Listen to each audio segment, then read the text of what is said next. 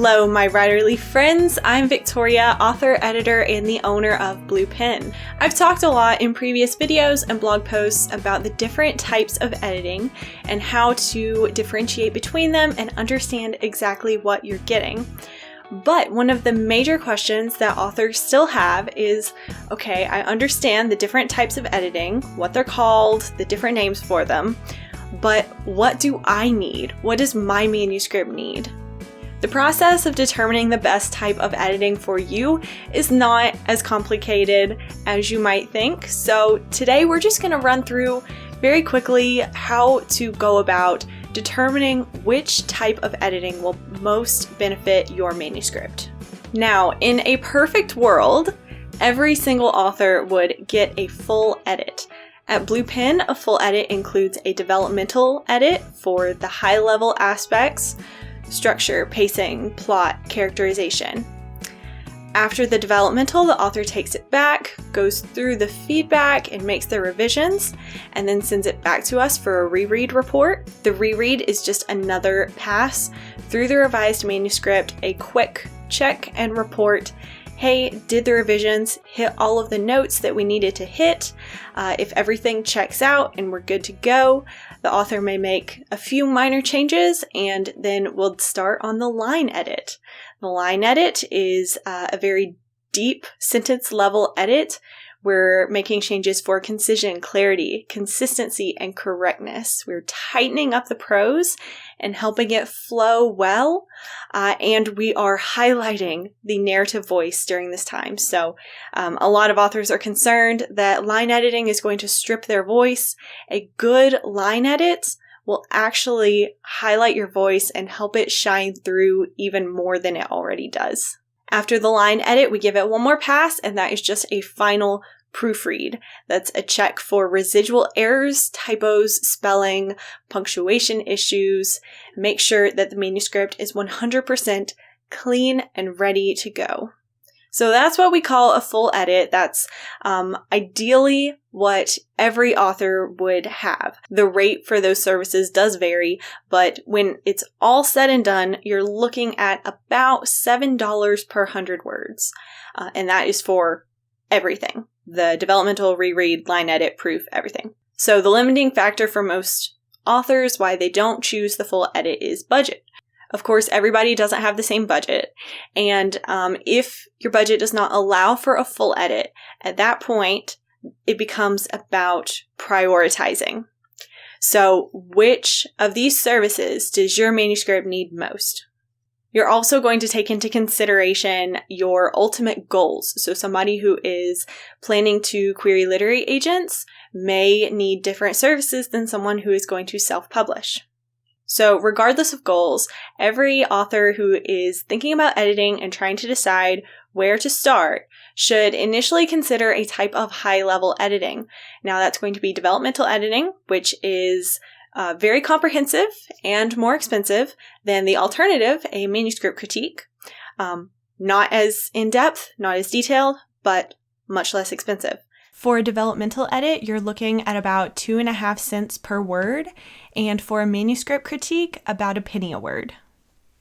So you should always think about the high-level editing first, because it needs to be done first in the process. If you skip it, that's one thing, but if you're going to do it, then it needs to be before you do any kind of line edit, copy edit, proofread, any type of low-level editing. And that's just because when you are working with the structure and plot and high-level elements of the story, then the revisions are often going to result in broad, sweeping changes to the work.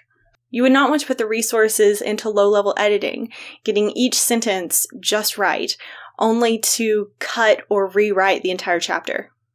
So think about high-level editing and try to be honest with yourself. Would your story benefit from professional eyes on those high-level aspects? And honestly, the answer is yes. I've never seen a manuscript that would not benefit from developmental editing or manuscript critique. But when you're prioritizing and deciding which type of editing you need more, it's a matter of, is the developmental edit worth skipping, say, the line edit. So once you've decided to either move forward with a developmental or manuscript critique or skip them all together, the next step to think about is line editing. Line editing is huge, especially for self-publishing authors. I recommend line editing 100% of the time. Honestly, if you're self-publishing and you don't do anything else, a line edit will really help elevate your prose to that professional level. So a line edit, it's really important. I am going to put a link to a sample line edit in the description box so you can kind of get an idea of what I'm talking about. If you're planning to publish traditionally, again, this just falls into the same category as developmental and manuscript critique. It's not a question of whether it would benefit you. It's just, where do you want to put your resources? Which needs more help? If you can't afford both, which needs more help? The story or the prose? And this is a huge reason why I do offer that manuscript critique service, because it's so much more affordable and still gets you that really important feedback on the high-level elements. So a lot of folks will take that option. If they can't afford a developmental and a line edit, they'll do a manuscript critique and a line.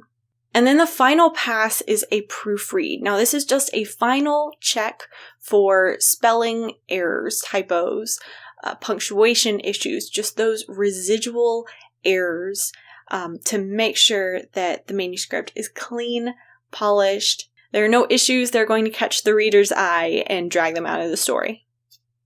And of course, it looks very professional. Proofreading is the most important for self-publishing authors. It is really, really important to make sure that you don't have any of those glaring issues that look really unprofessional. Generally, authors who plan to publish traditionally can get away with skimping on this step. And that is if the author takes the time to proofread themselves. So, as the author, you're going to miss things when it comes to proofreading just because your brain tends to fill in what it knows should be there. So it's very difficult to proofread your own work.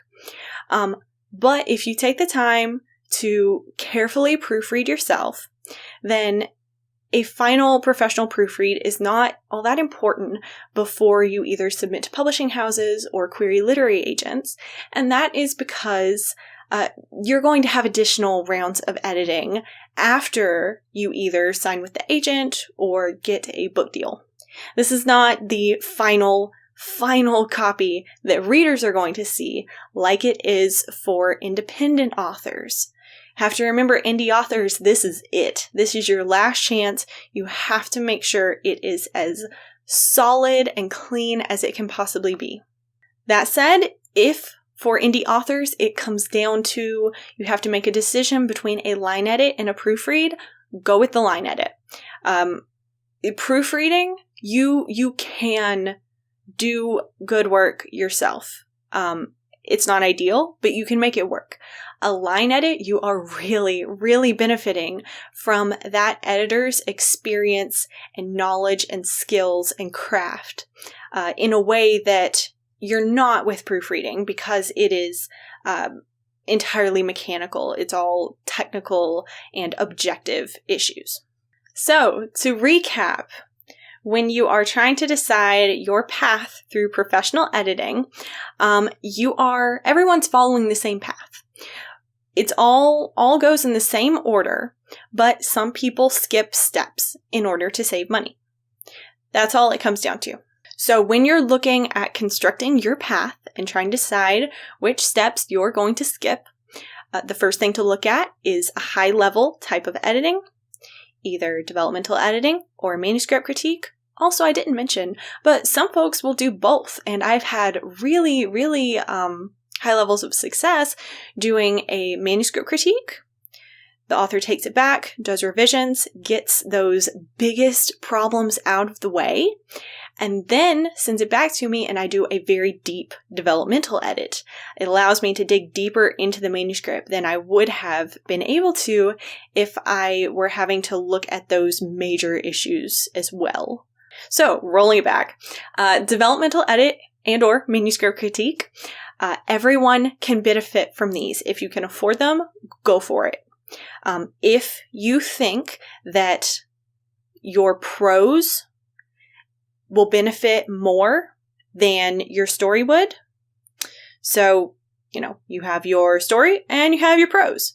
If you can afford to have professional eyes on both of them, fantastic. If not, you have to weigh it out. Which one needs help more? So once you've decided to either go for manuscript critique and or developmental editing or skip it, line editing.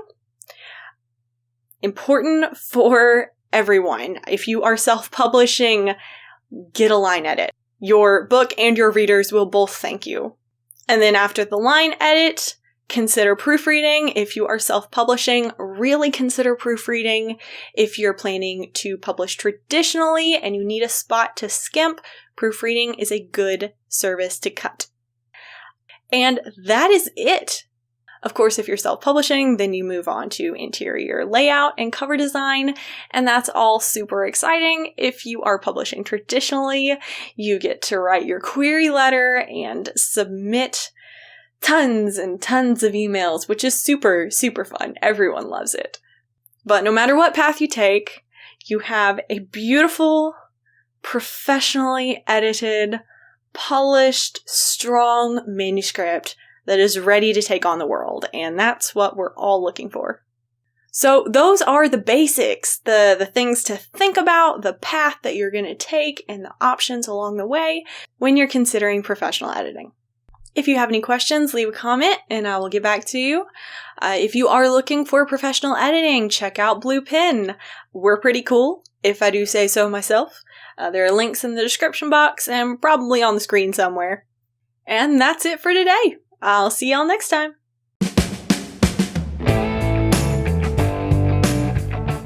Rocket got me this mug. Not really.